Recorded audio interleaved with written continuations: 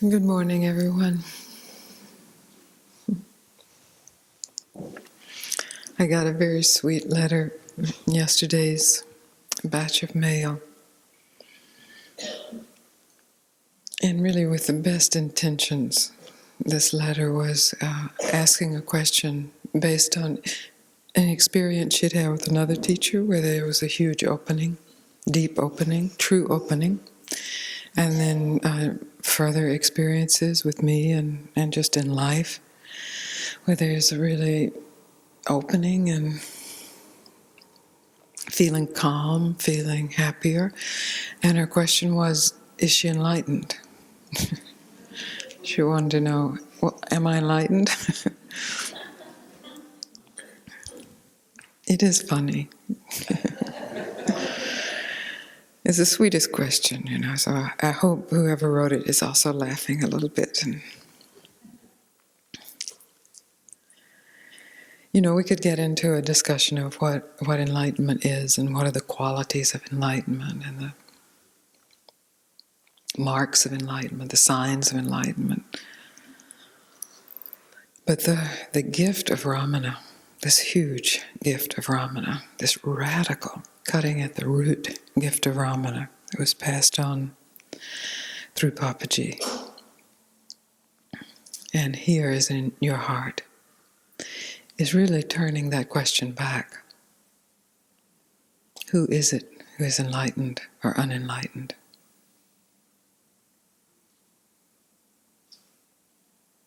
And if that question is truly asked, then the presence of who you are is so far beyond any question of enlightenment or unenlightenment. And then you're enlightened.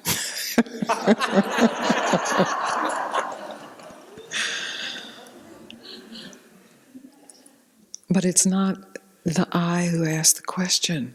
You say, that's still a thought. Am I enlightened? Is still following a thought. Oh, I am because I felt oceanic just a minute ago. Or I'm not because I feel contracted right now. Oh, I am because I haven't had any bad thoughts in 3 weeks. Oh, I'm not because I'm having a negative thought. This is still referencing who you are to a thought or a feeling or a circumstance. And who you are is closer than any of that. And true inquiry, which we have been playing with here this time together, true inquiry is really examining all of those places where you have assigned your identity. And one of the places, one of the spiritual identities, is the identity of the one who is enlightened now, finally, so that then I can get on with my life. Or then people will be nice to me, or then I'll get some respect, or then...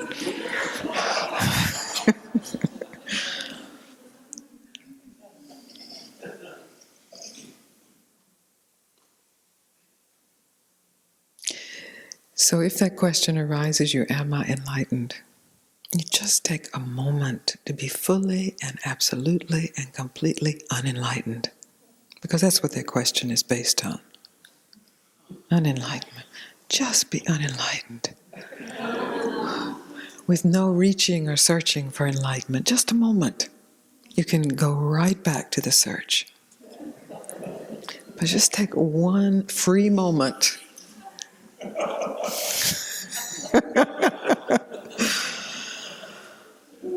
And tell the truth of what is experienced in that. And then if the search is pursued, it's fine. Then it's really a yogic search. You're searching to purify or modify or perfect the character or the body or the emotions or the mind. That's fine. That's a yogic practice. Different, it's not always called yoga, but it's a yogic practice.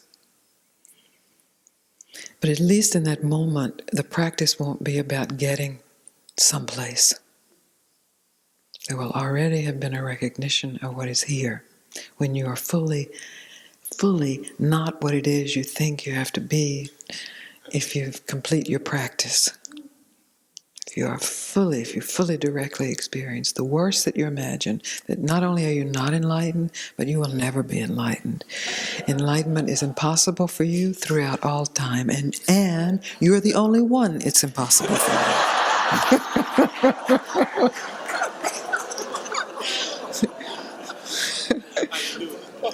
Yes, you knew it all along. So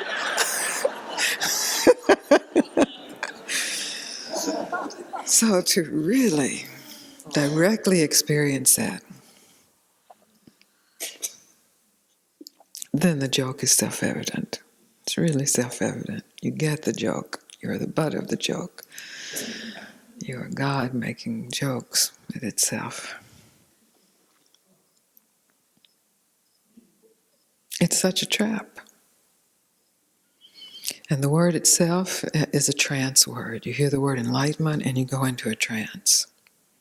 Based on what you've read, based on what you've been taught, based on what you've experienced, based on what you think anyone is saying at any time, based on what editors and translators have passed down to you throughout time, the great sages.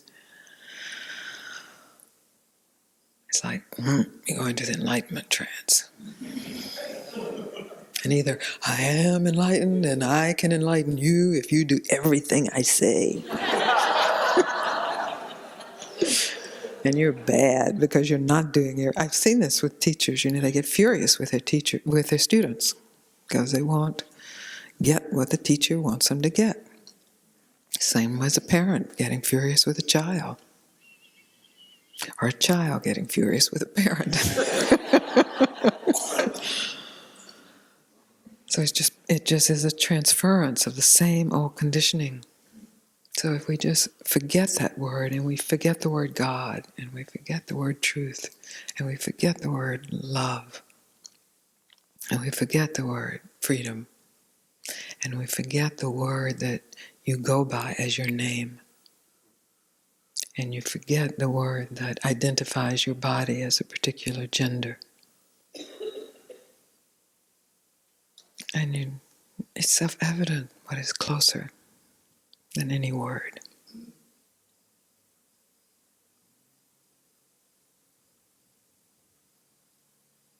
Self-evident what is here, what is always here.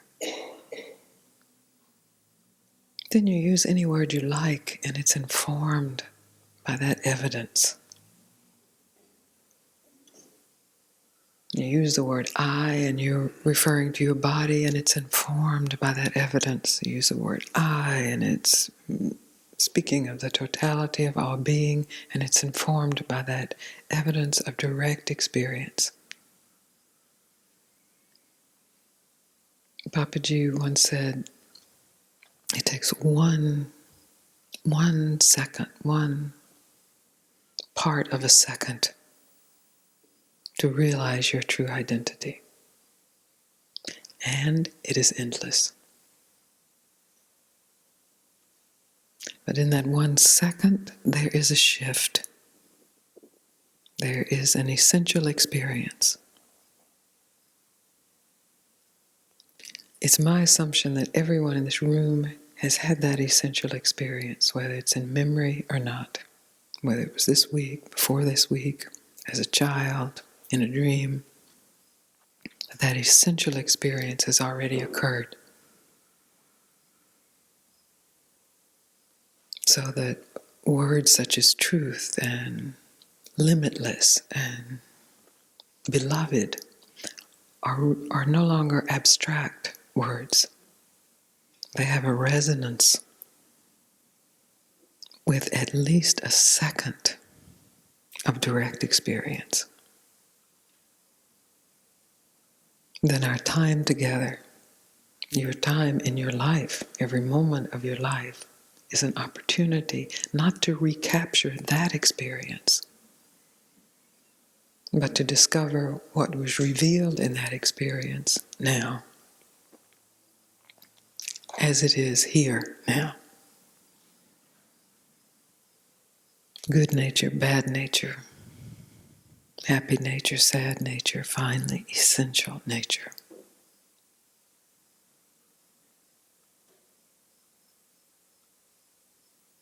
So, in that, for that, from that to that, I offer my full and complete support, and I offer my teachers as he instructed me to offer to you, and his teacher, who he introduced me to, and his teacher, who I had the great good fortune to walk around.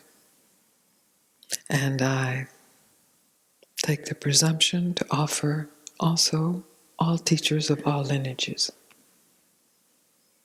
throughout all time,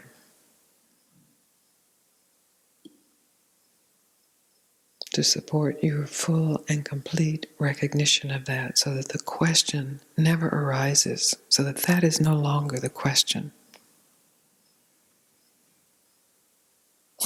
So the question shifts from, am I enlightened, to what is this really? Or as someone said, how can I serve really? How can I express gratitude? How can I speak truth? And that too reflects you deeper into experiencing directly what it is you fear you won't do, you can't do, you haven't done, so that you can discover the insubstantiality of any perceived blockage, however strong that perception is, however seemingly ingrained that perception is. You can perceive its insubstantiality. And in that, the solidity of the truth of who you are, meeting itself everywhere, in every thought, in every emotion, in every circumstance, in every body, inseparable from anything, and free of it all.